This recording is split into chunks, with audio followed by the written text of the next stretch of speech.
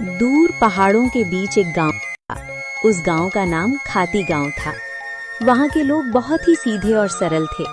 गांव के लोगों का जीवन खेती पर निर्भर था। उसी गांव में मोहन नाम का एक गरीब किसान रहता था।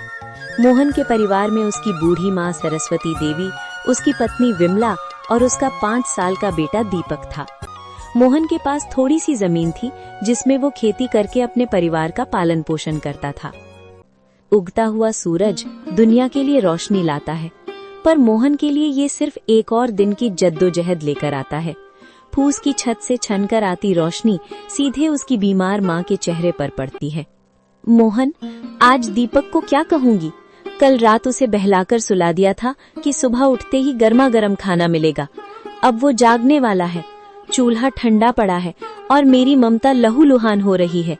क्या हम इतने बदनसीब हैं कि अपने बच्चे को एक वक्त की रोटी भी नहीं दे सकते? भरी आंखों से। बिमला, तुम्हारी ये खामोश सिसकियां मेरे कलेजे को चीर देती हैं। मैं किसान हूँ, धरती का सीना चीरकर अनाज पैदा करना मेरा काम है, पर आज किस्मत ने मेरा ही सीना चाक कर दिया है। जमींदार के चक्कर काट काट कर पैर के जूते घिस गए, पर वो उधार देने को तैयार नहीं। पर हार नहीं मानूंगा, आज फिर जाऊंगा। शायद खुदा को मेरी मेहनत पर नहीं तो इस मासूम दीपक की भूख पर तरस आ जाए। सरस्वती देवी अंदर से खांसते हुए, बेटा मोहन, पास आ। देख, मेरा अंत समय करीब है, पर मुझे अपनी मौत का डर नहीं है। मुझे डर है कि कहीं मेरी गरीबी तेरे जमीर को न खा जाए। बेटा, भूख बहुत बड़ी चीज है, बड़े बड़ों का ईमान डिगा देती है। पर तू वादा कर, चाहे पेट पीठ से सट जाए पर कभी किसी का बुरा नहीं करेगा। भगवान की लाठी बेआवाज होती है पर चोट गहरी करती है। माँ, आपके संस्कार ही मेरी पूंजी है। मैं खाली हाथ लौट सकता हूँ, पर कलंकित हाथ लेकर इस घर में कदम नहीं रखूंगा। मोहन जमींदार के घर चला जाता है। नंगे पांव, फटी हुई कमीज और आंखों में उम्मीद की आखिरी चमक लिए मोहन जमींदार की हवेली के बाहर खड़ा है। सूरज की तपिश उतनी नहीं चुभ रही थी जितनी पेट की भूख और घर में बीमार माँ की कराह चुभ रही थी।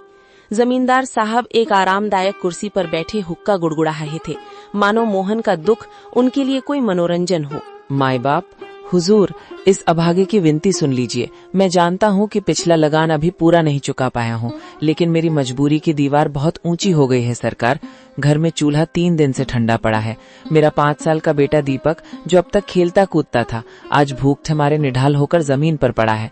वो मुझसे रोटी नहीं मांगता सरकार, बस अपनी पथराई आंखों से मुझे देखता है और उसकी वो खामोश नजरें मेरे कलेजे को छलनी कर देती हैं।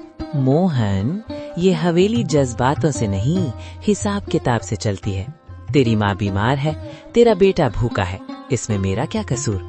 पिछली बार भी तूने यही रोना रोया था। ये धरती प्यासी है तो मैं क्या करूं? मुझे अपनी तिजोरी भरनी है, तेरी गरीबी का बोझ नहीं उठाना। हुजूर, आप तो गांव के अन्नदाता हैं। अगर आप ही हाथ खींच लेंगे तो हम जैसे छोटे किसान कहाँ जाएंगे? मुझे बस थोड़े से आलू और मटर के बीज उधार दे दीजिए। मैं दिन को दिन नहीं समझूंगा, रात को रात नहीं देखूंगा। मैं अपने खून पसीने से उस बंजर जमीन को सींच दूंगा। मैं वादा करता हूँ सरकार, फसल कटते ही सबसे पहले आपका कर्ज चुकाऊंगा। मेरी माँ घुट घुट कर मर रही है, उसे दवा चाहिए। हुजूर, एक बाप होने के नाते मुझ पर तरस खाइए। क्या एक गरीब के बच्चे को जीने का हक नहीं है? हक की बातें मत कर मोहन, हक अमीरों की जागीर होती है। बीज चाहिए, बीज की कीमत लगती है।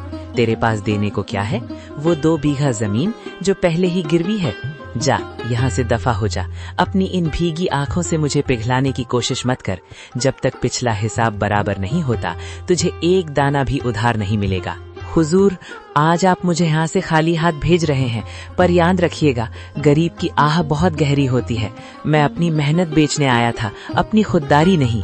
अगर खुदा ने चाहा तो मेरी मिट्टी भी सोना उगलेगी।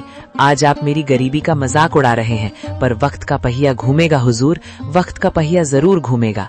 मोहन अपनी फटी हुई आंखों में आंसू लिए भारी कदमों से हवेली की सीढ़ियां उतर गया।